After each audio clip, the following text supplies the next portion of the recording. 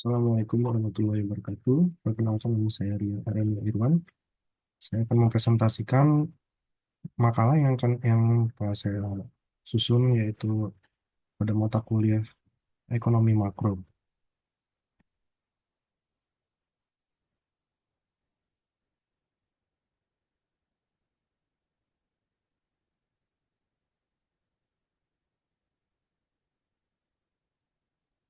Jadi makalah yang saya presentasikan ini menganalisis makroekonomi Amerika Serikat tahun 2023 hingga 2024.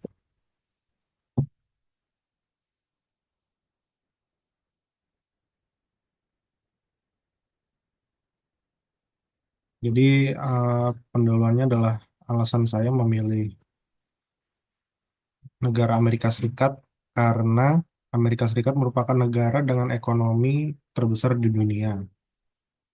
Lalu keputusan dan kondisi ekonomi negara ini sangat mempengaruhi ekonomi global.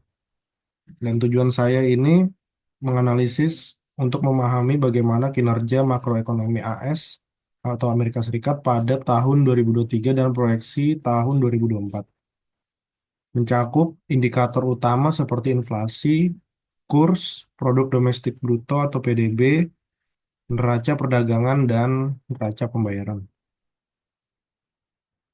Yang pertama, inflasi pada Amerika Serikat.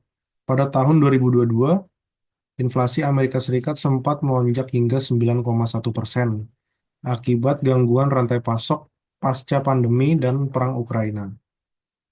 Namun, tahun 2023 mencatatkan penurunan signifikan.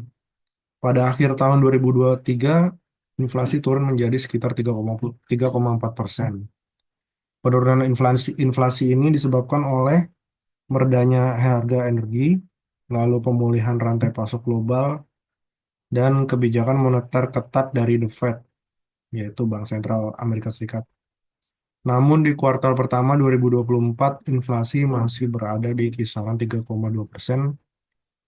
belum mencapai target ideal The Fed sebesar 2%. Lalu kurs dolar Amerika Serikat.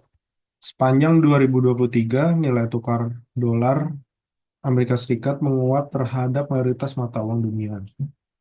Kenaikan ini dipicu oleh kenaikan suku bunga acuan The Fed, lalu arus modal masuk ke AS karena investor mencari aset aman. Di tahun 2024, dolar Amerika relatif stabil, namun mulai ada tekanan turun akibat ekspektasi bahwa The Fed akan mulai menurunkan suku bunga. Kuatnya dolar berdampak negatif pada ekspor karena harga barang Amerika jadi mahal di luar negeri, namun positif untuk impor. Lalu GDP pada Amerika Serikat, meskipun banyak prediksi menyebutkan bahwa Amerika akan masuk ke resesi, kenyataannya GDP Amerika tumbuh positif. Pada tahun 2023, GDP tumbuh sebesar 2,5%, lebih tinggi dari perkiraan. Lalu pada 2024, IMF memproyeksikan pertumbuhan sekitar 2%. Pertumbuhan ini ditopang oleh konsumsi rumah tangga yang kuat, investasi sektor swasta, dan belanja pemerintah. Lalu neraca pembayaran atau balance of payments, Amerika secara struktural mengalami defisit pada akun berjalan atau current account karena nilai impor lebih tinggi dari ekspor. Pada tahun 2023, defisit neraca pembayaran mencapai sekitar 1 triliun dolar. Tren ini diperkirakan berlanjut di 2024, walaupun dalam jumlah yang lebih stabil. Lalu neraca perdagangannya, Amerika mengalami defisit perdagangan barang yang besar. Pada tahun 2023, defisit sekitar 773 miliar dolar. Penyebabnya adalah konsumsi domestik tinggi terhadap barang impor, sementara ekspor barang lebih lambat. Ekspor utama Amerika meliputi mesin berat, kendaraan, pesawat, dan produk farmasi. Lalu impor utama antara lain elektronik, otomotif, tekstil, dan produk konsumsi lainnya. Lalu kondisi ekspor, meskipun ekspor barang tertekan oleh kuatnya dolar, sektor ekspor jasa mengalami pertumbuhan signifikan. Layanan finansial, teknologi, dan hak kekayaan intelektual menjadi penyumbang utama devisa dari sisi ekspor jasa.